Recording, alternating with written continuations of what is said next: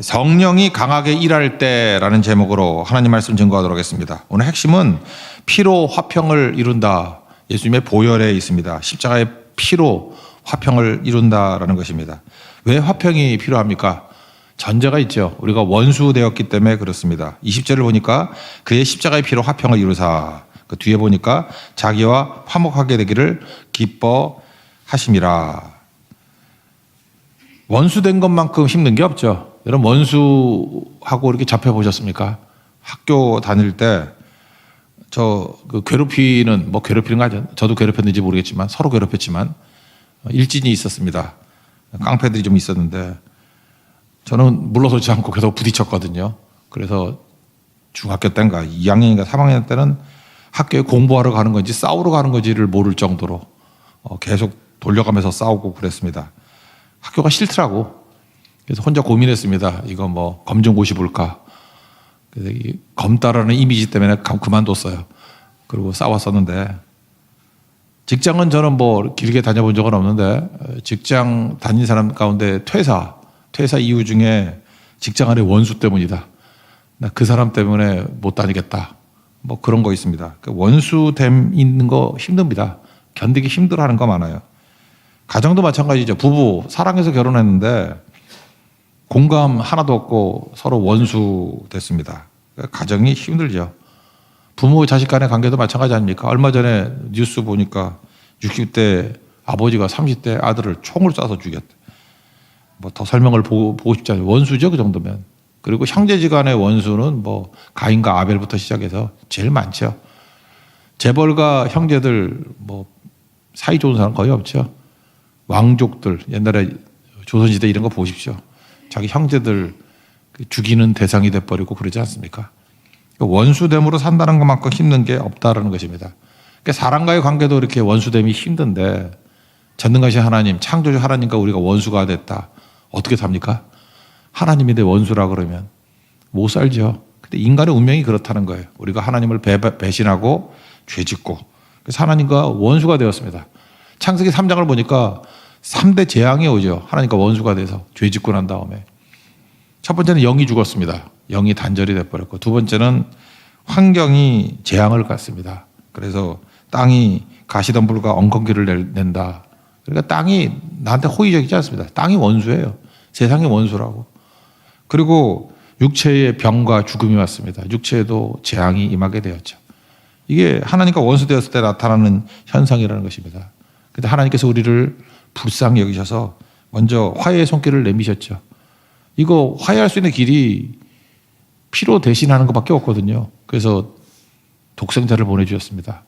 요한복음 3장 16절 하나님이 세상을 이처럼 사랑하사 독생자를 주셨으니 그러니까 얼만큼 화해를 하고 싶으셨냐 하면은 독생자를 죽여서까지라도 화해하고 싶으신 거예요. 우리를 살리고 싶었습니다. 요한일서 4장 9절 보니까 하나님이 자기의 독생자를 세상에 보내심은 그로 말미암아 우리를 살리려 하심이라. 우리가 화해하기를 그렇게 원하시고 우리를 살리려고 가장 귀한 독생자를 드렸다라는 거예요. 우리 이번에 대만 선교 갔더니 어떤 어머니하고 포항에 있는 학교 다니는 어떤 자매하고 왔어요. 독생녀더라고. 독생녀. 엄마와 딸 하나인데 제가 눈빛만 봐도 알겠어요. 딸을 되게 귀하게 여기더라고. 나 혼자 한번 상상을 해봤어요. 저 엄마한테 저 딸을 바치라 그러면 할까? 못할 것 같은데요. 근데 하나님께서는 독생자 그 귀한 아들을 우리에게 느끼라는 거죠. 우리 같은 원수를 살리기 위해서 죽였다라는 거예요. 이게 하나님의 엄청난 사랑이죠. 그걸 우리에게 말해주고 있다는 것입니다. 로마서 5장 10절에는 아예 그렇게 나오잖아요. 우리가 원수 되었을 때 그의 아들의 죽으심으로 말미암아 하나님과 화목하게 하셨다. 이거는 말이 안 되는 얘기예요. 말이 안 되는 얘기. 조금 곰곰이 생각해보면 이게 말도 안 되는 얘기예요, 사실은. 근데 그 사랑을 우리에게 보여주셨다는 것입니다. 왜 아들을 죽여서까지 우리를 화해케 만드셨죠? 다른 방법이 없기 때문에 그렇습니다. 여러분 빚이 있는 사람은 빚을 못 갚잖아요. 내가 빚이 10억이라고 그러는데 내 빚 1,000만 원을 어떻게 갚아줘? 자기도 빚 있는 사람이. 마찬가지로 죄인은 죄인을 용서할 수 있거나 품어줄 수 없습니다. 그러니까 죄 없는 분이 예수님밖에 없잖아요. 의인 없나니 하나도 없고 모든 사람이 죄를 범하였음에 하나님의 영광에 이르지 못한다고. 그러니까 하나님도 대안이 없는 거예요. 예수님 외에는. 그래서 그거를 붙드셨다는 것입니다. 우리를 살리기 위해서. 그러므로 하나님과 화평을 이루기 위해서, 화목을 이루기 위해서 붙들 수 있는 길은, 유일한 길은 예수님밖에 없어요. 그러니까 뭐 종교다운주의 이런 게 말이 안 되는 거죠. 뭐 아무거나 믿어라. 뭐 지성이면 감천이다. 뭐 착하게 살면 된다. 아, 그런 게 있을 거라 그러면 예수님을 왜 죽이십니까? 예수님을 보낼 이유가 없잖아요. 하나님이 전능하신 하나님인데 다른 길이 있다면 다른 길을 찾지. 전능하신 하나님이 다른 길이 없다라는 거 아니에요. 없으니까 예수님을 십자가에 달려 죽게 보내신 거죠. 그렇게 잠깐 딴소리 한다는 건 뭐냐면 예수님의 십자가를 우습게 여기는 거예요. 우습게 여기는 거. 이게 어떻게 주어진 길인데, 그러니까 피로만 화평이 이루어진다. 그거를 꼭 붙들어야 된다는 것입니다. 그래서 두 번째, 마귀는 예수님의 피를 싫어합니다. 마귀의 목적은 우리가 저주받는 것이고 우리가 죽는 것이거든요. 그런데 예수님의 보혈의 피를 의지하면 하나님과 화평을 이루게 되고 저주에서 벗어나게 되고 관계가 회복되게 되고 우리가 다시 살아난다니까요. 우리를 살리려 하심이라. 그러니까 마귀가 제일 싫어하는 것만 골라서 하는 게 보혈의 피죠. 그러니까 마귀가 교회 와서도 마귀의 유혹을 받는 교회의 특징이 무엇입니까? 십자가의 보혈을 증거하지 못하게 만드는 거예요. 그래서 뭐 엉뚱하게 뭐 구제나 하자 그러고 뭐 정치 선동이나 하려고 그러고 그죠? 뭐 괜히 딴 데 열받아가지고 뛰어다니고 그게 타락이죠. 왜요? 마귀가 제일 무서워하는 게 뭐예요? 보혈의 피 아니에요. 그리스도의 보혈을 증거하는 것. 이게 필요하다는 것입니다. 부부 사이에 화평이 다 깨졌다 그랬죠. 보혈의 피가 증거되고 남편과 아내가 보혈을 믿으니까 다시 서로 불쌍히 여기게 되더라고요. 그러니까 보혈이 하나 되게 만드는 것입니다. 우리 직장에서도 원수 같은 사람들인데 보혈이 들어갈 때 거기서 하나됨이 있고 쉽게 얘기해서 어떤 분이 한 분이 희생하는 모습을 보니까 다 깨지게 되더라는 것입니다. 여러분, 하나님과 화해가 없으면요, 우리가 공허감이 있습니다, 인간은. 그래서 불안과 두려움이 있고 그래요. 옛날에 노이로제라 그랬는데, 노이로제 걸려요. 그래서 뭔가 이렇게 허탈해하고, 다 가졌는데 멍 때리는 사람들이 있어요. 좀 이상하고, 정상이 아닌 분들이 있다고. 그게 인간입니다. 오히려 없는 게 나아요. 없을 때는 뭐 없는 거 매달리려고 정신이라도 차리고 살지. 하나님 없으면 하나님 없이 다 가지면은 이렇게 돼버린다는 거예요. 제가 옛날에 미국 가서 들었던 얘기인데, 그 리즈 테일러, 엘리자베스 테일러라는 그 유명한 배우 있지 않습니까? 그분이 자기 교회 왔대. 그 미국 목사님인데, 그죠? 자기 교회 왔대요. 의외라고. 그래서 자기가 설교를 제대로 못했대. 너무 유명한 배우가 와가지고 자기가 좋아했는가 봐. 그죠? 얼빠져가지고. 그래서 나중에 끝나고 난 다음에 물었대요. 아, 세상에 이렇게 예쁜 여자가 다 있나? 뭐가 부족할까? 그래서 어떻게 오셨냐고 그랬더니 자기는 아무런 행복감을 느끼지 못한다고. 그래서 왔다고 그러더래요. 그래서 이 목사님은 계속해서 복음은 묵상 안 하고 엘리자베스 테일러만 묵상한 거야. 저렇게 예쁜데, 저렇게 재산도 많은데, 저렇게 명성도 있는데, 다 갖췄는데 왜 행복감을 느끼지 못하지? 이게 정신 나가서 그래, 그죠? 나중에 깨닫게 됐죠, 이 목사님도. 나중에 이분이 되게 후회하더라고요. 그때 왔을 때 복음을 증거했어야 되는데, 내가 엘리자베스 테일러가 우리 교회 왔다는 거에 정신 팔려가지고 딴짓만 하다가 복음을 못 전했다고. 나중에 그 엘리자베스 테일러 제가 추적을 해보니까 이분 말고 제가 추적을 했어요.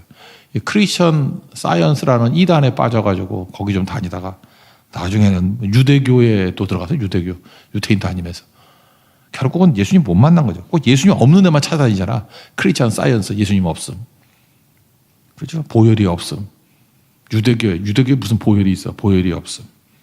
예수님 만나지 못하잖아요. 예수님 빼놓고 다 가졌어요. 최악이 되더라는 것입니다. 그러니까 하나님과 원수가 되는 거죠. 그러니까 다 가졌는데 하나님 원수예요. 그러니까 불안한 거죠. 못 사는 거라는 거예요. 여러분, 예수님의 보혈의 피만이 하나님의 원수된 것을 깨버리고 하나님과 화평을 이루게 된다는 거 믿고 예수님의 보혈만, 십자가만 의지하는 하나님의 종 되기를 바랍니다. 그 다음에 이제 중요한 게 뭐냐? 왜 우리가 보혈을 증거해야 되냐? 보혈 그러면 보혈의 능력이 뭐 피가 막 역사한다 그런 것도 있지만 보혈이 선포되는 곳에 성령이 임재하신다는 거예요. 성령이 강하게 임하는 곳이 어디입니까? 보혈이 선포되는 곳이에요. 보혈이 선포되는 곳에 성령이 임하신다고요. 그래서 보혈과 성령은 짝입니다. 짝. 같이 오는 거예요. 여러분 오순절 설교 기억나십니까? 베드로가 설교를 쭉 할 때 사도행전 2장에 나오는데 36절에 이스라엘 니네 백성들은 잘 알아라. 정확히 알지니 확실히 알지니 너희가 십자가에 못 박은 예수를 하나님이 주와 그리스도가 되게 하셨다. 십자가에 못 박은 예수를 뭘 증거하고 있어요? 보혈을 증거하고 있죠. 십자가의 피를 증거하고 있죠. 그랬더니 보혈의 능력이 있죠. 사람들이 이제 깨닫기 시작한 거예요. 마음이 찔려가지고 어찌할꼬 그랬다고요. 그랬더니 그 시퀀스를 쭉 얘기해 주잖아요. 어떻게 돼요? 보혈이 선포되면 사람들에게 회개할 마음이 생긴다고. 그리고 세례받고 난 다음에 죄사함 받아라. 회개하면 죄사함 받는 거죠. 그리하면 성령의 선물을 받으리니. 그러니까 보혈 선포하고 뭐가 연결돼요? 회개 다음에 성령을 선물로 받는데요. 이게 너희들뿐만 아니라 너희와 너희 자녀와 모든 먼데 사람 우리들이죠. 주 우리 하나님이 얼마든지 부르시는 사람들에게 하신 것이다. 그러니까 보혈의 능력을 의지하고 선포해야 성령이 일하신다니까요.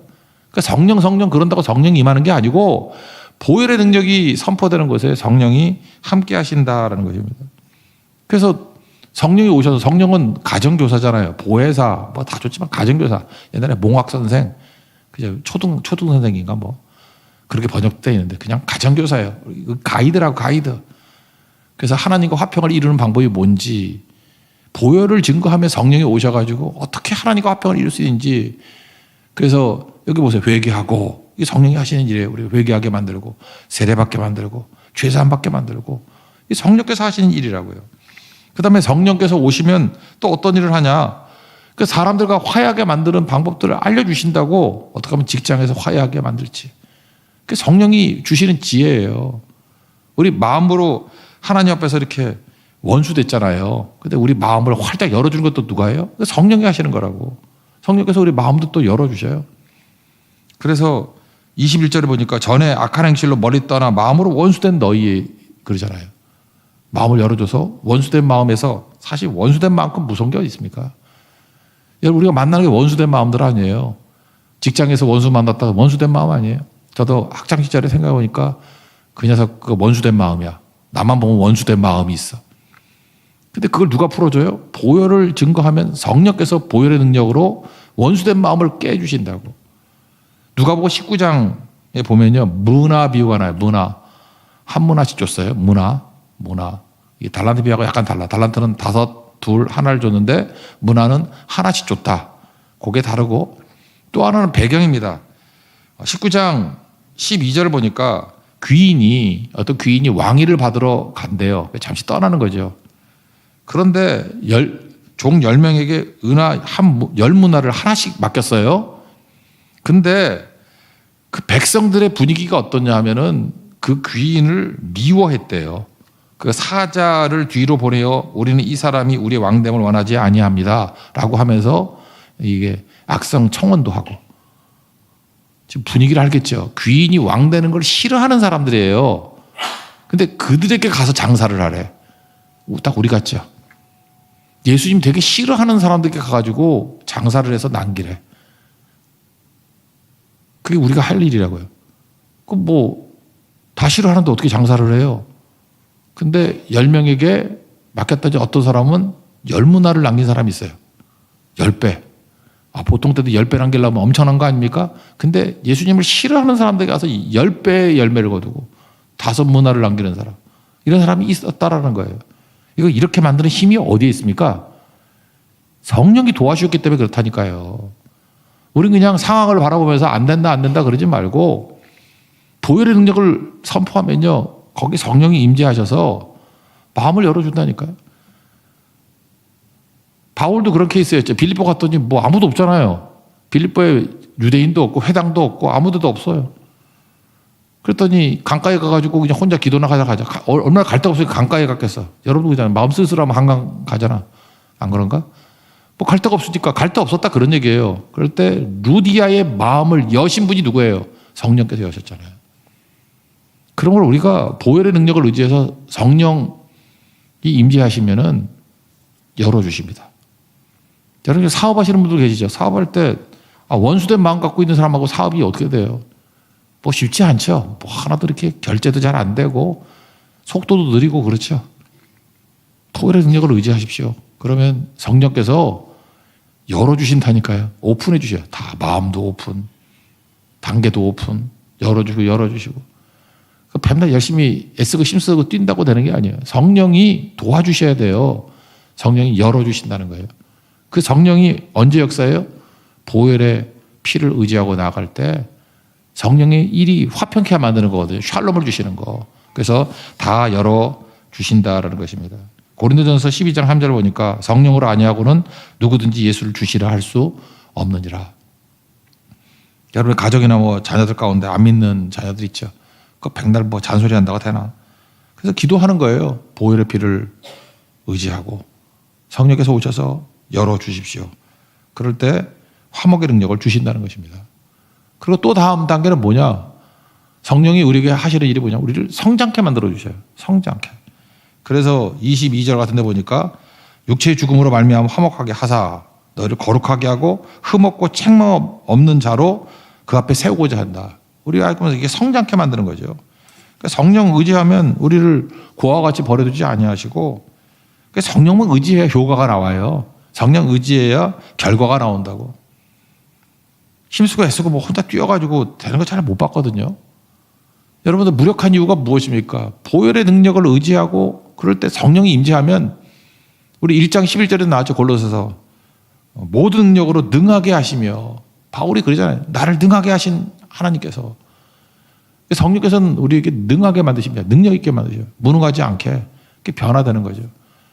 맨날 그 무능에 빠져 있지 말고 부르짖고 기도하라고요. 제가 보면 기도를 얼마나 안 했는지 기도의 길이 잡초가 자라 있어. 기도가 나오질 않아. 그런 사람이 있어요. 그죠? 그러면서 무슨 사역을 한다 그래? 무슨 일을 한다 그래? 너는 뭐 딴 거 하지 말고 기도의 길부터 내라. 기도도 계속 하면 그게 다니던 게 길이 되잖아요. 기도의 길이 열려야 돼요. 그러면 성령께서 우리를 능하게 하신다는 거예요. 여러분 능한 종으로서 하나님 앞에 서 있는 백성 되기를 바랍니다. 성령은요 우리에게 지혜를 줘서 뭐에 집중할지를 알게 만들어요. 되게 뭐 열심히 안 뛰는 사람이 어디 있습니까? 근데 다 삽질이라 그러잖아. 쓸데없는 데 뛰게 만드는데 이전에 그런 얘기를 했죠. 돈과 시간을 관계에 쓰라. 그 돈과 시간과 에너지를 관계에 쓰게 만들도록 깨우침을 주시는 게 성령이라고요. 그래서 돈을 써도 딱 보면 알아죠. 성령이 있는 사람인지 없나. 성령이 없으면은 돈을 그냥 사치하고 뭐라 그래. 자기 증명하는 데 써. 아유, 저 멍청이. 시간도 그렇게 써요. 뭘 하는지 모르겠어. 맨날 뭐 지는 행복하다고 SNS에 올리는데 딱 보니까 죽음의 냄새가 나. 죽음의 냄새가. 똑같은 시간을 어떻게 이렇게 쓰냐? 돈을 이렇게 쓰냐? 근데 성령이 역사하신 사람 보면요.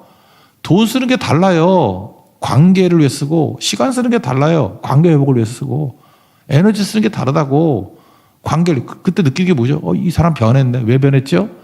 성령이 가정교사가 된 거라고. 성령이 그를 이끌고 가고 있는 거예요. 그래서 관계 회복, 하나님과의 관계 회복, 이웃과의 관계 회복, 그 관계가 회복이 돼요. 점점.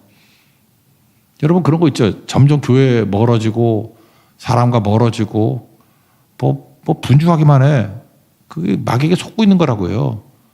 성령은 관계에 집중하게 만드는 영이라고요. 그래서 열매를 거두게 만든다는 것입니다. 그래서 시간 다 지나고 나면은 달라지죠. 이걸 계속할 수 있게 만드는 힘이 성령께서 우리에게 사랑을 부어주거든요. 그러니까 사랑이 있으면 힘들지 않잖아요. 로마서 5장 5절 보니까 소망이 우리를 부끄럽게 하지 아니하면 우리에게 주신 성령으로 말미암아 하나님의 사랑이 우리 마음에 부음받음이. 여기서 성령이 하시는 일이 뭐예요? 우리 마음에 사랑을 막 부어주는 거예요. 사랑을 부어주니까 힘들지 않아요.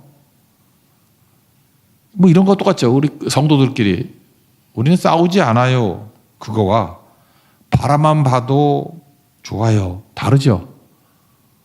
둘이 왜 싸우겠어? 싸우지 않아. 그 덤덤한 거와 성령께서 사랑을 부어주시면 우리는 바라만 봐도 은혜가 돼요.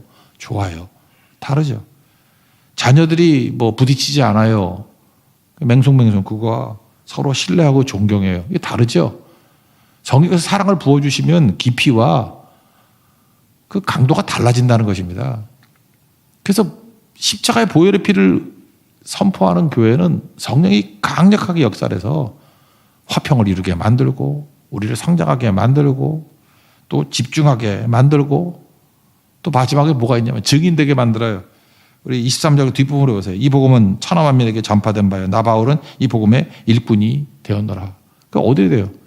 사도행전 1장 8절의 내용이 우리 삶에서 실현이 되죠. 증인된다고 증인. 생산하는 사람이 됩니다. 그 사람이 가는 곳마다 생명의 냄새가 나고 영혼들을 살리게 된다는 것입니다. 그게 믿고 나가는 하나님 백성들의 모습이라는 거예요. 여러분, 기도의 능력이 회복될 수 있는 하나님의 거룩한 종 되기를 축원합니다. 그래서 새벽에도 2배의 사람이 기도하고 또 새벽에도 300명 넘는 기도의 용장들이 모여서 하나님 앞에 부르짖을 수 있는 우리 권능의 종 되기를 축원합니다. 그리고 고성성교에 있습니다. 우리 청소년 캠프 100명 이상 모일 수 있도록 준비하고 기도하도록 팀별로 헌신할 수 있도록 하나님 앞에 간구하는, 그래서 성령의 바람이 부는 효과와 결과를 만들어내는 성령 의지하는 하나님의 종 되기를 축원합니다. 자리에서 일어나겠습니다. 십자가 그 사랑이 전하겠습니다.